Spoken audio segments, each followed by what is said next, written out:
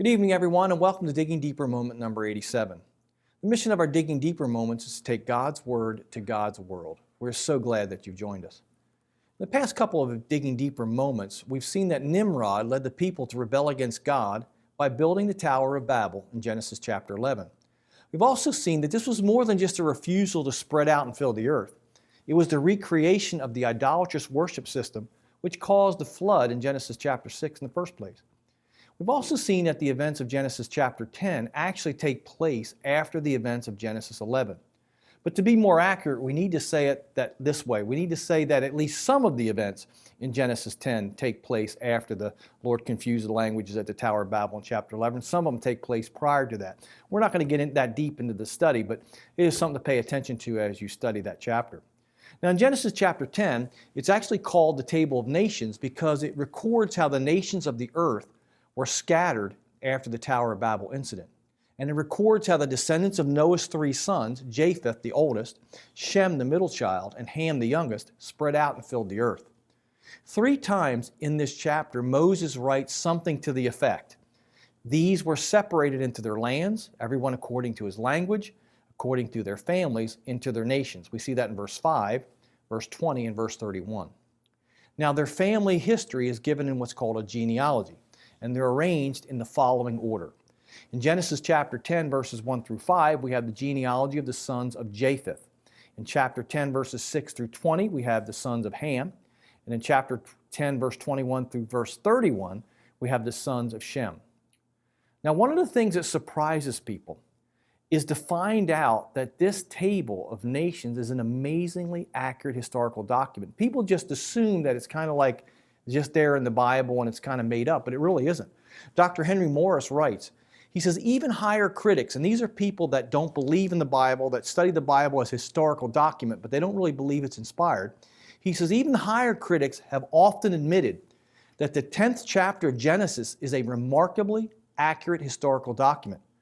There is no comparable catalog of ancient nations available from any other source. It's unparalleled in its antiquity, that's its oldness, and how far back it goes in history, and its comprehensiveness.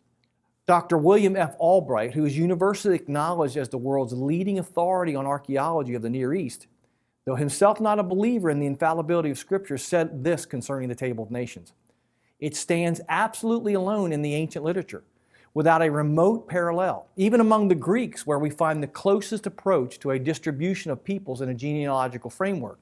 He says the Table of Nations remains an astonishingly accurate document. This is really important. So this is not mythology, this is actually history. Moses is giving us the history of how the nation spread out after the Tower of Babel. Now the main focus of this table, or this chapter, is the line of Shem. There are only 3 generations of the sons of Ham and Japheth given, while there are 6 generations of the sons of Shem. Now there's a couple reasons for this. One is that Shem, who probably recorded these things and handed them down to Moses, may have lost touch with the other groupings, but more likely it's that the line of Shem is the main focus of the biblical narrative because it brings us to the life of Abraham, who is the next major figure in the book of Genesis. We read his story in chapter 12 through about chapter 25, and then Genesis moves into the sons of Abraham. Now, while there is some overlapping in this of the groups of the people as we study this in chapter 10, the general distribution of the descendants of the 3 sons of Noah is pretty simple and is as follows in this image that we put up on the screen. So what we find in Genesis chapter 10, verses 1 through 5, is that the sons of Japheth settled in the lands north of the Mediterranean Sea up into Europe. They're often called the Indo-European peoples. And language develops from there. And so these are the people that are in Europe and around the Mediterranean Sea. Now, there are little offshoots that are a little different than that, but this is predominantly what it's showing us. And in fact, I went through this. I spent a couple hours just the other day going through this again and double checking all this. And so this is a pretty reasonable depiction of really what happened, though you could go deeper and it gets a little bit more complicated from there. Now in chapter 10, verses 6 through 21, it tells us that the sons of Ham settled in northeast Africa and modern Israel, all the way up to modern Syria and parts of eastern Saudi Arabia, as you see in the picture. And this, I went through each one of these names and I did a couple background checks on who these people are. Now there's a there's differences of opinion on some of the names, but about 80 to 90% of them, we pretty much know who they are. And so I did some cross-referencing, and just to make sure that what we're presenting to you is accurate. So it's accurate within a reasonable amount of, discrepancy. I mean, some of these things, the older you get, you can't nail them down 100%. But it's pretty accurate. And that's why scholars like William Albright believe that it's an accurate historical document, because it is. In Genesis chapter 10, verses 21 through 31, the sons of Shem settled in Mesopotamia, which is modern Iraq and Iran. Yeah, modern Iraq and Iran. It's the center in the news in the Bible. It's the center in the news today. And so the sons of Shem, from whom Abraham comes, we'll meet Abraham and the rest of the Bible, and the Jews and where they come from the line of Shem, and that's the major focus of the genealogies here. But they settled in Mesopotamia and moved out from there, and including Saudi Arabia, modern-day Saudi Arabia. And so that's the general distribution of the sons of Noah into their tribes, into their nations, and their people groups according to their languages. Now, why is this important? Why have this chapter here, and why should we even study it? I've spent times, I've spent hours studying this in the past, and just in the last week, studying this to refamiliarize myself with the material. And somebody could ask, why is this important? And here's why. This chapter is important to our understanding of the rest of the Bible for at least 3 reasons. Number one, as we've seen, it tells us where the different nations settled after the Tower of Babel, and there is no other ancient document that does this. And so if we want to know anything about the early history after the flood and what was called prehistory, that's before written history, we don't have too many places to look, and the Bible is one of those places that we can look, and archaeology today is confirming much of what the Bible has to say. The second reason is that it tells us when the Tower of Babel incident occurred. If you study these genealogies, what you'll find is that the Tower of Babel incident happened in the 5th generation after Noah. When you study the biblical text, what you're going to find is that the Tower of Babel incident can be found to have occurred 105 years after the flood. Now that's according to what we call the Masoretic text. The Masoretic text is the text that the majority of our Bibles are translated from. There's different sources of material that are used to get what we get in our Old Testament and New Testament. It's a complicated subject, but simply put, the predominant text that's used to translate most of our English Bibles is called the Masoretic text, and it dates back to somewhere between 900 and 1000 AD of our era. Now, that gives us a 1,000-year gap between our Old Testament and the actual original copies of the Bible. Now, when they discovered the Qumran scrolls, they have found text of 37 of the 39 books of the Old Testament, and what we have found is the Masoretic text is very, very close to those scrolls. So what that tells us is that the Masoretic text and the text we have is accurate.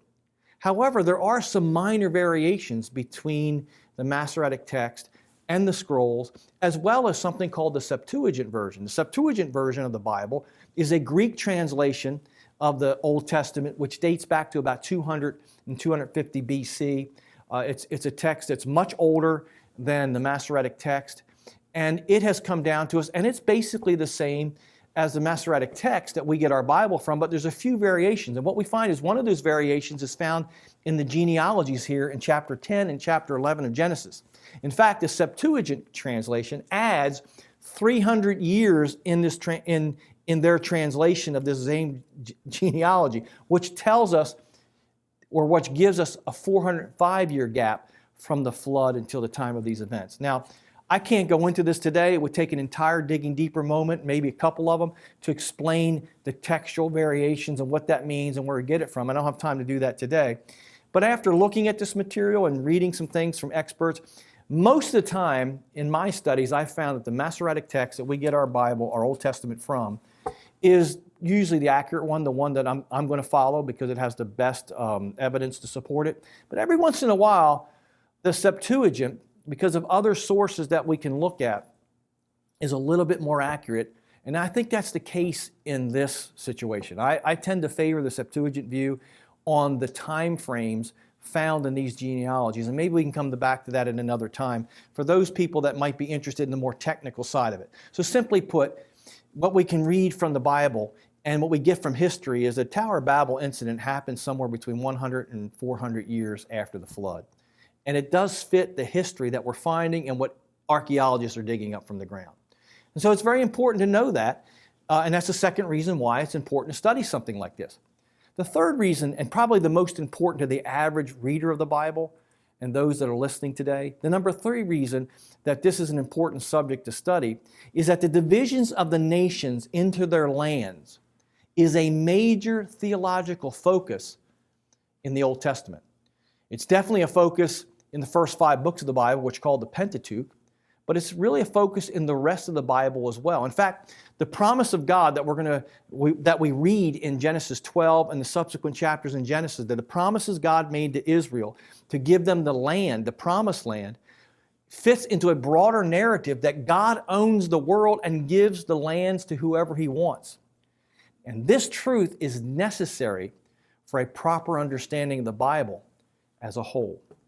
But unfortunately, it is largely forgotten in the modern world, even by many Christians today. And that might be worth a couple of digging deeper moments of their own. But there is a narrative in the Bible that God distributes the nations and determines the boundaries of where they live. This is what the Apostle Paul says in the book of Acts, chapter 17, verse 24 through 32, when he's preaching on Mars Hill in Athens. He actually appeals to this text. He appeals to creation. He appeals to the creation of Adam. He appeals to the separation of the nations here in Genesis 10 and their boundaries and such. And it is a huge theological point of view that is really important to fully understand the Scriptures. And so, in the book of Genesis, Moses begins by revealing where we all come from. We all come from God. We've been created by God.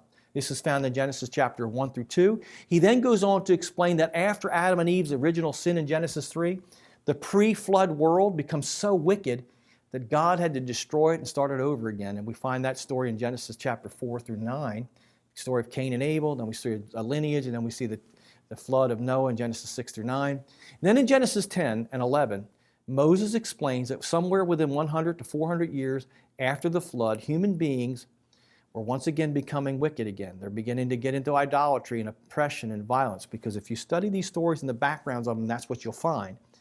But instead of God destroying the world with a flood, He scatters them across the face of the earth. And the reason He does that is found in Acts chapter 17, verse 27, where Paul writes that God did this so that humanity would seek after God and find Him. In other words, God implemented a divide and conquer strategy. By keeping the nations of the earth divided, He minimized us gathering together and rebelling against Him and bringing tyranny towards each other into the world. Which brings us to Abraham, the father of the Jewish nation. He becomes the heir of the promise of God, that through him God would bless the entire human race. And so what God's doing here is, instead of judging the world and punishing it, He separates them, kind of like when your kids are misbehaving and you tell them to go to their rooms. That's kind of what God does here. But that's because He wants the world to be blessed. And so what we read in Genesis chapter 12, the very next story we read is how God calls Abraham to bring blessing into the entire world. And so from there, from Genesis chapter 12 on, the rest of the Old Testament is about the rise and fall of the Jewish nation, through whom God has chosen to bring salvation and blessing into the world. And so that's really pretty, like, if you really want to know the Bible, the Old Testament, you start like this. First 11 chapters tells us where we all came from, and chapters 12 through the rest of the Old Testament tells us where Israel came from, which leads us to the birth of Christ in the New Testament. If this lesson helped you, please share it with a friend, like us on Facebook, follow us on Instagram, or better yet, subscribe to our YouTube channel. I hope to see you next week. God bless.